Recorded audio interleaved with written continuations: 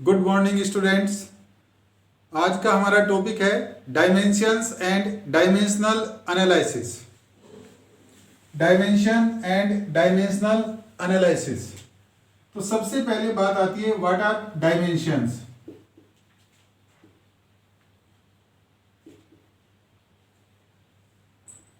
Dimensions हम बोलते किसे हैं? पहले देखिए, मैं कुछ एग्जांपल्स के थ्रू इस बात को एक्सप्लेन करता हूं। v is equal to s upon t. v क्या है? स्पीड। s क्या है बेटा? डिस्टेंस। और t क्या है बेटा? यहां पे टाइम। तो डिस्टेंस के लिए आ जाएगा l और टाइम के लिए आ जाएगा बेटा t। तो ये क्या बन गया? L T minus one. तो ये जो एक्सप्रेशन है इसको बोलते हैं हम डायमेंशनल फॉर्मूला। बताएंगे इसको डिटेल में। ठीक इसी तरह से एक्सेलेरेशन के लिए क्या आ जाएगा? v upon T. तो यहां पे v का डायमेंशनल फॉर्मूला लिखो, L T minus one upon time के लिए t क्या आ जाएगा? ये एल टी माइनस टू। और तीसरे एग्जाम्पल में बेटे we know F is equal to m a. m के लिए m आ जाएगा मास के लिए, और एक्सेलेरेशन के लिए क्या आ जाएगा? L T minus two. तो फोर्स का डायमेंशनल फॉर्मूला क्या बन जाएगा? M L T minus two. अब आप यहां पे देखिए, वेलोसिटी कैसी क्वांटिटी है? डेराइव्ड क्वांटिटी है। इसको रिप्रेजेंट करने के लिए लेंथ की कितनी पावर की रिक्वायरमेंट है? वन। टाइम की कितनी पावर चाहिए? Minus one. और इसको कैसे भी लिख सकते हो आप, M zero L T minus one. तो वेलोसिटी में मास की कितनी पावर है? जीरो। लेंथ की कितनी पावर है? वन। टाइम की कितनी है? Minus one. और इन पार्ट्स को ही हम क्या बोलते हैं बेटे? डायमेंशंस। तो dimensions are the power raised on किस पे? Fundamental quantities. किस काम के लिए? To represent derived quantities. Derived quantities को रिप्रेजेंट करने के लिए फंडामेंटल क्वांटिटीज पे जो हम पार्ट्स अप्लाई करते हैं, इन पार्ट्स को क्या बोलते हैं बेटे? डायमेंशंस। तो अगर मैं पूछूं कि what is the dimension of mass in velocity, answer is zero. What is the dimension of length? One. What is the dimension of time? Minus one. इसी तरह से बेटे एक्सेलेरेशन में डायमेंशन ऑफ लेंथ कितनी है? वन। डायमेंशन ऑफ टाइम कितनी है? Minus two. Force में डायमेंशन ऑफ मास कितनी है? One. Dimension of length one. और dimension of time minus two. तो क्लियर हो गया बेटे कंसेप्ट डायमेंशन का। अब नेक्स्ट पॉइंट आता है बेटे डायमेंशनल फॉर्मूला।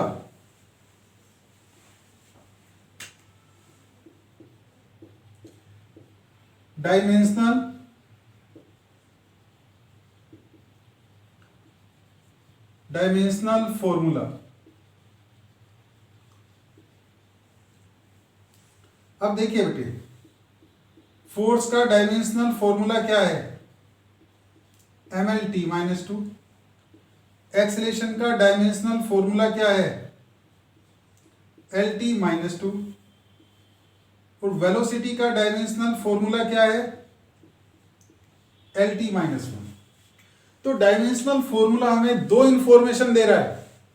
पहली इंफॉर्मेशन ये है कि क्वांटिटी फोर्स को रिप्रेजेंट करने के लिए which fundamental quantities are required? Mass, length and time, तीनों के तीनों की रिक्वायरमेंट है। एक्सेलेरेशन को रिप्रेजेंट करने के लिए length and time are required. Velocity को रिप्रेजेंट करने के लिए length and time are required. तो फर्स्ट इंफॉर्मेशन, कौन कौन सी फंडामेंटल क्वांटिटी की रिक्वायरमेंट है। सेकंड, कितनी कितनी डायमेंशन के साथ? फोर्स में मास की डायमेंशन वन, लेंथ की डायमेंशन वन, टाइम की डायमेंशन माइनस टू। एक्सीलरेशन में लेंथ की डायमेंशन 1, टाइम की डायमेंशन -2। वेलोसिटी में लेंथ की डायमेंशन 1, टाइम की डायमेंशन -2। इसका मतलब क्या हुआ? Dimensional formula is an expression which shows that which of the fundamental quantities and with what parts are required to represent the derived physical quantity। किसी भी derived physical quantity को represent करने के लिए किस किस फंडामेंटल क्वांटिटी की requirement है और कितनी कितनी डायमेंशन के साथ रिक्वायरमेंट है। तीसरा पॉइंट जो आता है बेटे इसमें, वो आता है डायमेंशनल इक्वेशन।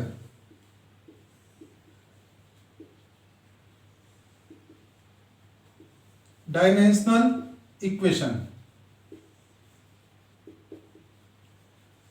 अब देखिए बेटे, एक तरफ तो मैंने फिजिकल क्वांटिटी का सिंबल लिख दिया इक्वल के, और दूसरी साइड में उसका डायमेंशनल फॉर्मूला लिख दिया। तो ये जो इक्वेशन बनी है इसको बोलते हैं डायमेंशनल इक्वेशन। तो ये डायमेंशनल इक्वेशन किसकी है बेटे? फोर्स की। It means dimensional equation is an equation obtained by equating the symbol of given physical quantity with its dimensional formula। Okay, ठीक है बेटे। नेक्स्ट पॉइंट आता है application of dimensions.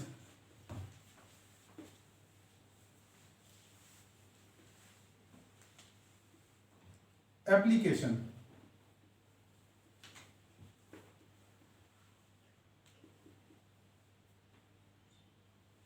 First application आता है बेटे इसका, to check the correctness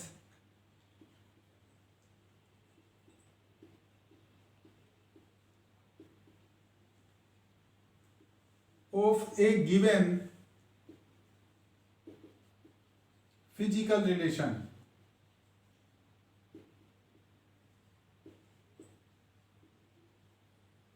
of a given physical relation.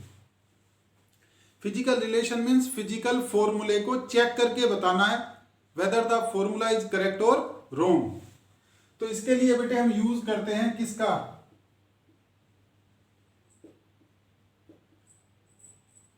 Principal of homogeneity.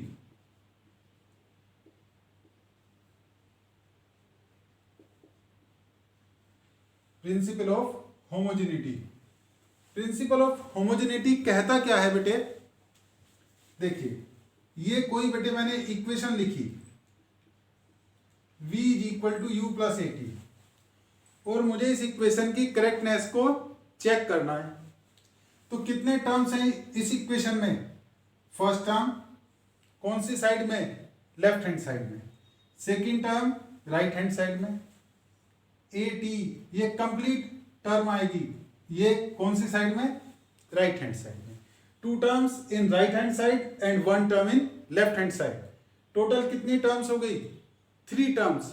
अगर तीनों टर्म्स की डायमेंशंस या डायमेंशनल फॉर्मूले सेम आ गए तो इसका मतलब फॉर्मूला करेक्ट है, अदरवाइज फॉर्मूला रॉन्ग है।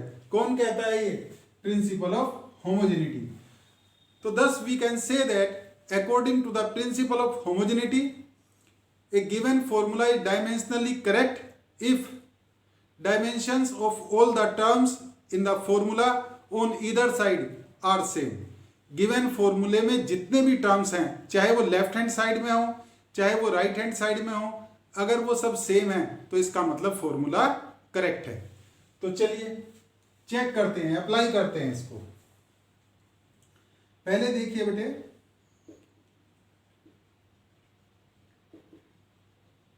Dimensional formula of v। v क्या है बेटे? वेलोसिटी। वेलोसिटी का अभी तो बताया था आपको, LT-1। इसके बाद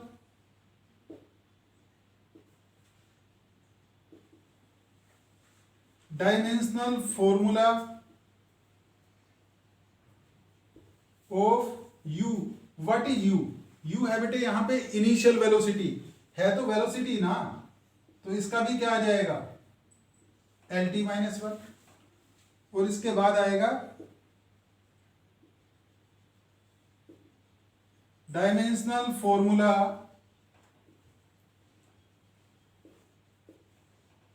ऑफ एटी, ए का बोलो L T minus two into T, तो ये कितना आ गया बेटे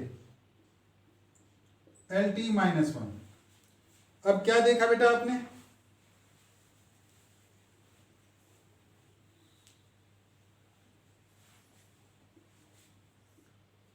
डायमेंशनल फॉर्मूला, शॉर्ट में डायमेंशंस लिख देते हैं इसको, dimension of v is equal to dimensions of u is equal to dimensions of at।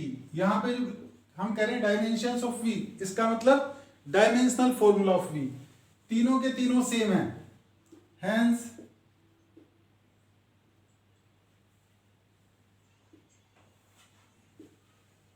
given formula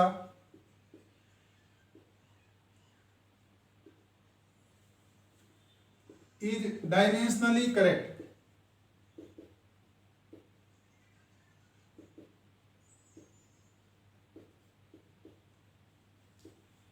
given formula is dimensionally correct, okay। now come to next application, this is application number 2। क्या है बेटे ये application, to find the dimensions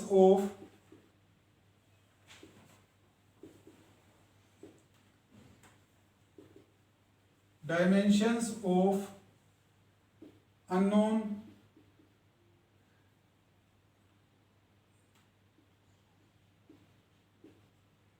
constants।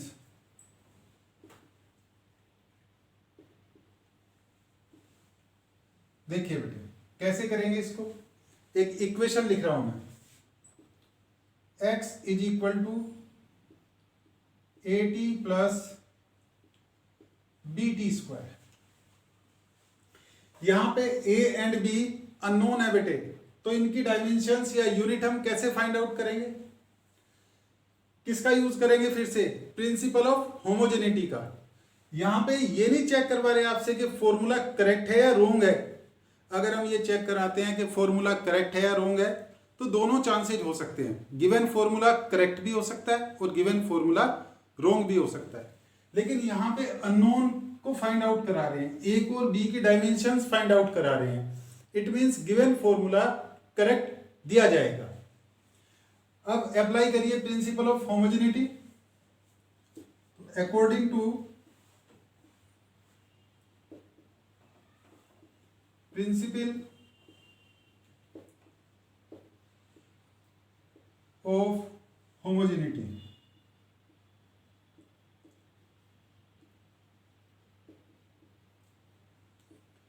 Dimension of x is equal to dimension of a,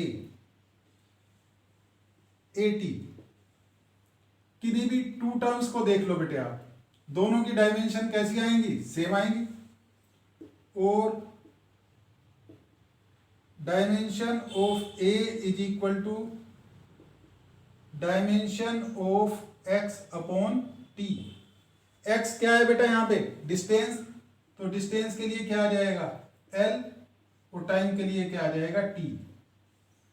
तो क्या आ गया बेटे, और dimension of a is equal to L T minus one. इसका मतलब a क्या है बेटे, यहाँ पे स्पीड है। अब ठीक इसी तरह से किसकी डायमेंशन फाइंड आउट करेंगे, b की डायमेंशन फाइंड आउट करेंगे।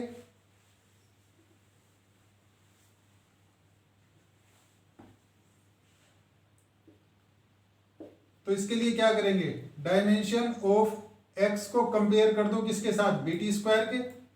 Dimension of x is equal to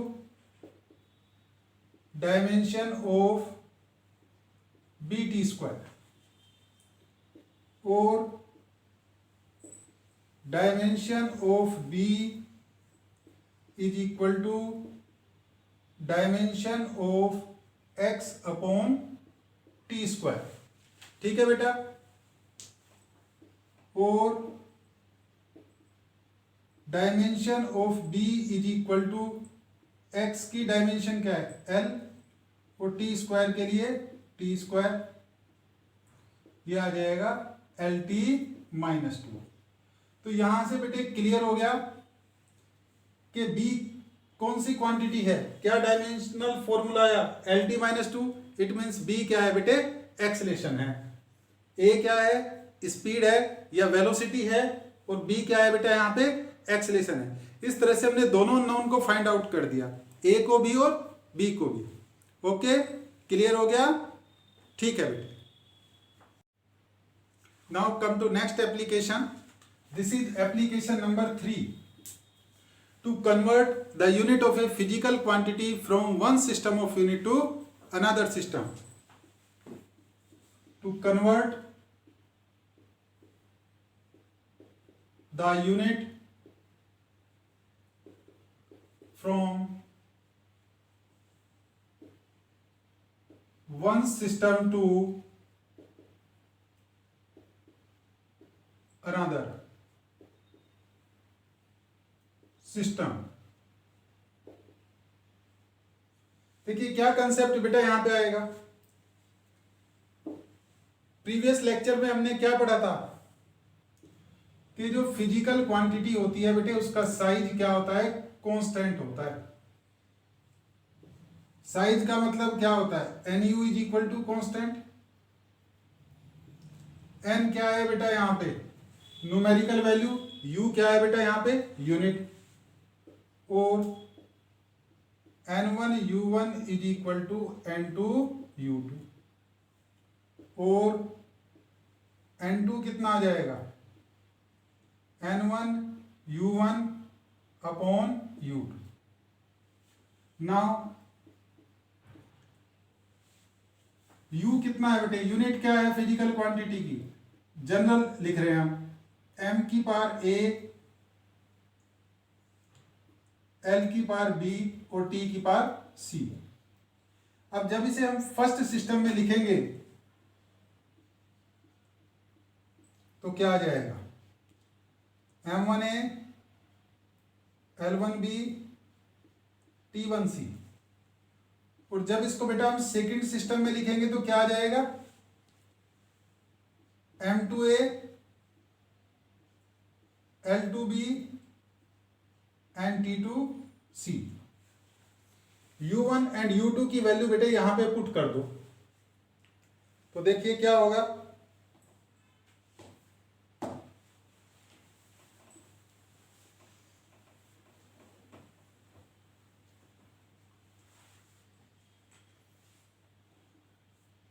N2 is equal to N1, U1 की वैल्यू पुट करो, M1 L1 T1 A B C upon M2 की पावर A, L2 की power B and T2 की power C, और N2 is equal to N1 M1 upon M2 की power A into L1 upon L2 की power B into क्या आएगा, और T1 upon T2 की पावर B। अब ये जो फॉर्मूला बना है बेटे हमारा, इस फॉर्मूले को हम डायरेक्ट यूज करेंगे। तो इसका एक एग्जांपल बताता हूं, convert 1 Newton into dance. Newton से क्लियर है कि किस फिजिकल क्वांटिटी के बारे में हम बात कर रहे हैं, फोर्स के बारे में बात कर रहे हैं। Newton is the SI unit of force and dyne is the CGS unit of force. It means SI unit को सीजीएस यूनिट में कन्वर्ट करना है, किसकी, फोर्स की। करते हैं बेटे,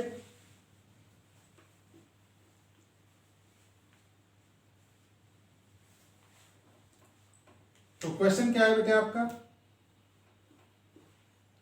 कन्वर्ट 1 न्यूटन इनटू डाइन्स। सबसे पहले तो बेटे आप एक टेबल बना, इधर फर्स्ट सिस्टम कौन सा है? फर्स्ट सिस्टम न्यूटन, न्यूटन का मतलब एसआई सिस्टम। सेकंड सिस्टम कौन सा है? डाई नए यूनिट सीजीएस सिस्टम। N1 कितना है? 1। M1 1 यूनिट मास कितना होगा फर्स्ट सिस्टम में? 1 kg। 1 यूनिट लेंथ कितनी होगी? 1 मीटर। इस साइड में आप आ जाइए। N2 तो आपको फाइंड आउट करना है, आपने कैलकुलेट करना है बेटा N2 को। हाँ, यहाँ पे T1 कितना होगा? 1 सेकेंड। तो M2 कितना होगा? 1 unit mass in CGS system 1 gram. 1 unit length in CGS system 1 centimetre and 1 unit time 1 second. Now अब आप फॉर्मूला लिख लो बेटे अपना। N2 is equal to N1, M1 upon M2 की power A, L1 upon L2 की power B into T1 upon T2 की power C। अब A B C कैसे फाइंड आउट करेंगे? देखिए, फोर्स है तो जो जनरल फार्मूला है MA/LB/TC, इसे फोर्स के फॉर्मूले से कंपेयर कर दो। MLT -2 देख के बताइए। M की डायमेंशन 1, इधर A, तो A कितना हो गया? 1। L की डायमेंशन B, इधर 1, तो B भी कितना आ गया बेटे? 1। और C कितना आ जाएगा? -2। अब ये सब वैल्यू बेटे यहां पे पुट कर दें इस फॉर्मूले में। N2 is equal to N1 कितना है? 1 इंटू M1 की वैल्यू रखो बेटे 1 kg अपॉन 1 ग्राम पावर 1। L1 की वैल्यू 1 मीटर, L2 की वैल्यू 1 सेंटीमीटर पावर 1। यहां पे दोनों ही 1 सेकेंड है और पावर -2। नेक्स्ट स्टेप में चलें। अब यूनिट सेम कर दो। किलोग्राम की जगह आप क्या कर लो? 1 kilogram is equal to 1000 gram upon 1 gram. ठीक इसी तरह से 1 मीटर की जगह क्या लिख लेंगे बेटे? 100 सेंटीमीटर अपॉन 1 सेंटीमीटर, और इसका क्या आ जाएगा आंसर? 1।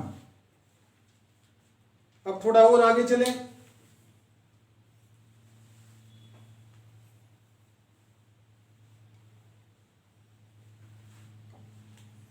तो देखिए बेटे N2 क्या आ जाएगा?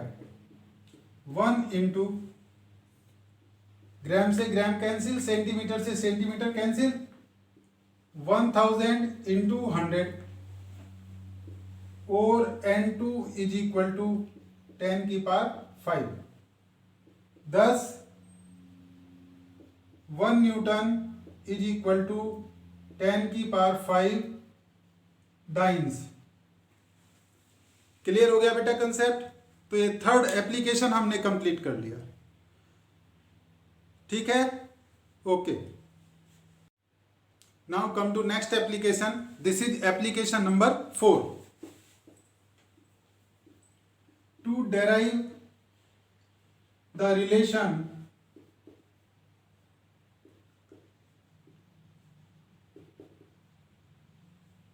between different physical quantities, between different physical quantities,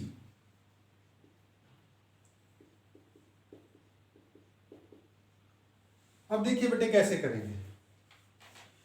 मुझे रिलेशन बताना है kinetic energy, mass and speed के बीच में, तो मैं कैसे बताऊंगा?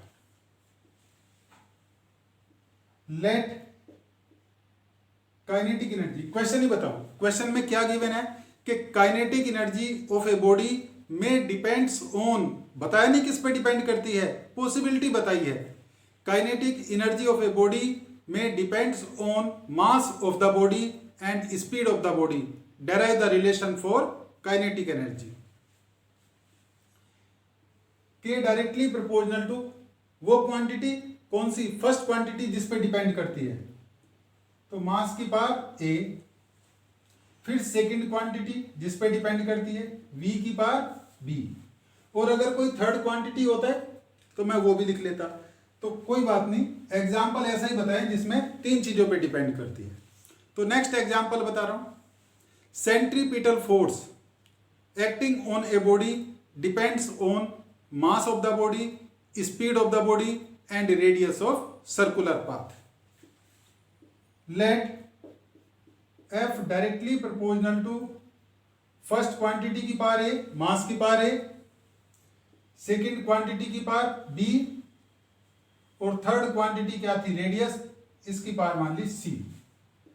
और F is equal to k, m की पावर a, v की पावर b, r की power c। This is equation number 1। अब क्या करेंगे इस इक्वेशन में, फोर्स का डायमेंशनल फॉर्मूला पुट कर देंगे, मास का फॉर्मूला पुट कर देंगे, वेलोसिटी का फॉर्मूला पुट कर देंगे और रेडियस का फॉर्मूला पुट कर देंगे। तो रखिए बेटे फोर्स का फॉर्मूला, mlt माइनस 2, कॉन्स्टेंट के को छोड़ देंगे, डायमेंशन लेस कॉन्स्टेंट होता है, m की power a, velocity lt minus 1 की power lt minus 1, sorry, velocity की पावर lt माइनस 1, और r हो गया बेटे l। और mlt माइनस 2, m की पावर a, यहां पे b था, b लिखना है, c है तो c लिखेंगे, l की पावर यहां से b आ जाएगी, यहां से c, तो क्या हो जाएगी b प्लस c, और t की पावर आ जाएगी माइनस b। अब दोनों साइड कंपेयर करेंगे, किसको, dimension of mass, dimension of length and dimension of time को करिए कंपेयर। तो a क्या आ जाएगा, कंपेयर करके देखो, मास की डायमेंशन a और यहां पे मास की डायमेंशन 1, तो a कितना हो गया 1, b कितना हो गया, लेंथ की डायमेंशन b प्लस c, तो b प्लस c कितना हो गया, लेंथ की डायमेंशन 1,